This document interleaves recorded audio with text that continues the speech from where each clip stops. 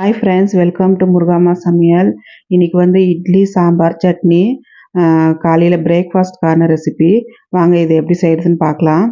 First குக்கரில் பருப்பு போட்டுக்கலாம். இது வந்து மைசூர் பருப்பு ஒரு அரை கிளாஸ் போட்டுக்கலாம். நீங்கள் துவரம் பருப்பு இருந்தாலே போட்டுக்கலாம். இது வந்து பாசிப்பருப்பு ஒரு அரை கிளாஸு. ரெண்டும் மிக்ஸ் பண்ணி போட்டால் ரொம்ப நல்லாயிருக்கும் சாம்பார்.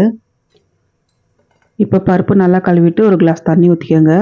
நான் இதுக்கு வந்து இப்போது பூண்டு ஒரு 4, சின்ன வெங்காயம் ஒரு 4, பச்சை மிளகாய் ஒரு 3, தக்காளி ஒரு 3 மீடியம் சைஸு கட் பண்ணி வச்சுருக்கிற போட்டுக்கலாம். மஞ்சள் கொஞ்சமாக, இதிலே கொஞ்சமாக வீட்டு சாம்பார் தூள் போட்டுக்கலாம். ஒரு 2 ஸ்பூன் போட்டுக்கலாம். இப்போ இது வந்து ஒரு 3 விசில் வந்தால் போதும், ஆஃப் பண்ணிடலாம்.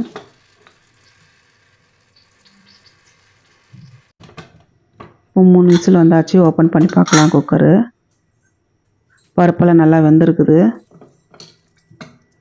நீங்கள் அதை அப்படியே கரண்டிலே கூட நல்லா மசிச்சிக்கலாம், இல்லைன்னா மத்து வச்சு கூட மசிச்சிக்கலாம். கொஞ்சம் லேசாக அப்படியே மசிச்சுட்டு தண்ணி ஊற்றி நல்லா கொதிக்க வச்சுக்கலாம்.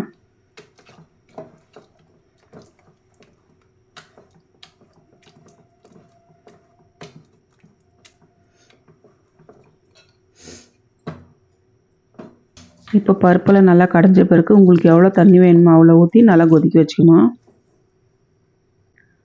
இட்லி சாம்பாருக்கு வந்து கொஞ்சமாக தண்ணி ஊற்றி தான் கொதிக்க வைக்க முடியும். கெட்டியாக வச்சா நல்லா இருக்காது. கொஞ்சம் தண்ணி மாதிரி இருக்கணும் சாம்பார். தண்ணி மாதிரியும் இருக்கக்கூடாது, கொஞ்சம் கெட்டியாகவும் இருக்கக்கூடாது, மீடியமாக இருக்கணும். பாருங்கள் இந்த அளவுக்கு.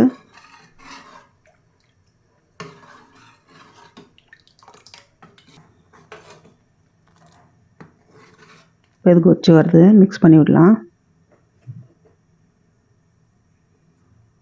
நல்லா ஒரு கொதி வந்தால் போதும், இறக்கிடலாம். இறக்கிட்டு தாளிச்சிக்கலாம்.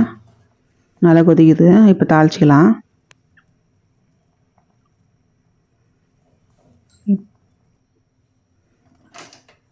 எண்ணெய் கொஞ்சமாக விட்டுக்கலாம். கடுகு சீரகம் போட்டுக்கலாம். இதுக்கும் சின்ன வெங்காயம் கருவேப்பிலை போட்டு தாளிச்சிக்கலாம், ரொம்ப நல்லாயிருக்கும். அது கூடவே 2 காஞ்ச மிளகாய் போட்டிருக்கிறேன்.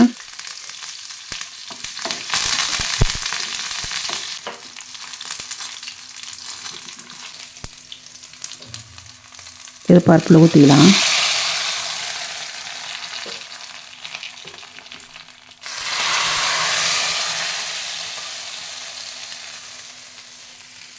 பருப்பு சாம்பார் ரெடி ஆயிடுச்சு. எல்லாம் ஒரு வாட்டி மிக்ஸ் பண்ணிவிட்டு மூடி வச்சிடலாம். இப்போ இட்லிக்கு ஊற்றிக்கலாம்.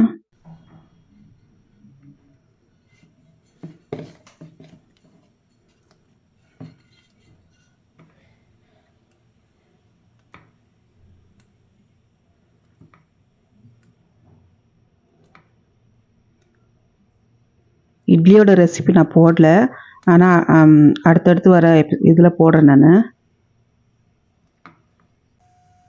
இட்லி எப்படி சாஃப்டாக செய்கிறதுன்னுட்டு.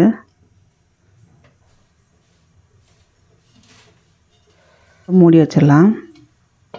ஒரு 10 நிமிஷம் இருந்தால் போதும், இறக்கிடலாம். பாருங்கள், 10 நிமிஷம் ஆன பிறகு இட்லி நல்லா வெந்திருக்குது. கொஞ்சமாக தொட்டு பாருங்கள், தெரியும் உங்களுக்கு வெந்துடுச்சு. இப்போ இதை ஹாட் பாக்ஸில் போட்டுக்கினாச்சு. இப்போ இதை மூடி வச்சு தனியாக வச்சிடலாம். பாருங்கள், நல்லா சாஃப்டாக வந்திருக்குது. நான் இதோட ரெசிபி போடுறேன், சாஃப்டாக எப்படி செய்கிறதுன்னு இட்லி. இப்போ மூடி வச்சிடலாம். இப்போ சட்னி ரெடி பண்ணிக்கலாம். நான் வேர்க்கடலை வறுத்து வச்சுருக்கிறேன். தேங்காய் கொஞ்சமாக ஒரு 2 பீஸ் தேங்காய், கடலை கொஞ்சமாக போட்டுக்கலாம். பச்சை மிளகா, கொத்தமல்லி போட்டுக்கலாம். நீங்கள் காஞ்ச மிளகா போட்டாலையும் நல்லா தான் இருக்கும், ஆனால் பச்சை மிளகா போட்டால் ஹோட்டல் ஸ்டைல் மாதிரி சட்னி ரொம்ப நல்லாயிருக்கும். உப்பு கொஞ்சமாக போட்டுக்கின்னு மைய அரைச்சிக்கலாம். இதில் ஊற்றிக்கலாம். இட்லிக்குன்றதுனால கொஞ்சம் தண்ணி மாதிரி வச்சுருக்கிறேன். இதே தோசையாக இருந்தால் கொஞ்சம் கெட்டியாகவே இருக்கட்டும் சட்னி. தாளித்து ஊற்றினாச்சு. இப்போ இது ரெடி.